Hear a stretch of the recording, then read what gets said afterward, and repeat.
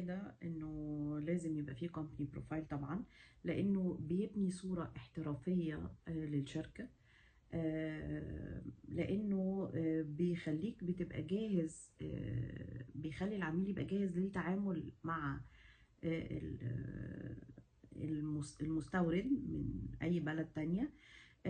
لما بيساعدنا نكتب about us، اللي هو يعني عن الفندور ده، بيسهل لنا جدا. خلاص احنا قاريين كل ده في الكومباني بروفايل بتاعه.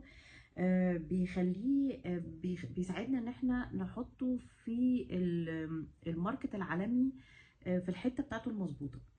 في ناس كتير قوي بنقابلها، انا هدي مثل بسيط، يعني انه في ناس كتير بنقابلها بتقولك انا اكبر منتج مثلا للبلح على مستوى العالم.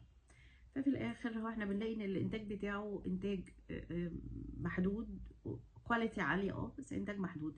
فلما تيجي تخاطب شركات كبيره، هي بتبقى عامله حسابها ان هي هتاخد كميات كبيره فبتحط مارجن صغيره، فبالتالي هو مش هيعرف يكسب لان هو مش هيحقق الكميه دي، وفي نفس الوقت مش هيقدر يوفي بالكميه، فهو اتحط نفسه في سيجمنت غلط.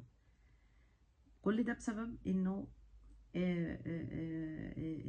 يعني الكومباني بروفايل بتاعته مش واضحه، واتقال فيها كلام مش مظبوط، او هو ما عندوش كومباني بروفايل واضحه، وبناء على كلامه نفسه حط نفسه في حته في الماركت مش مظبوطه، خليته لا عارف يبيع ولا عارف يشتري، مع ان الكواليتي بتاعته كويسه.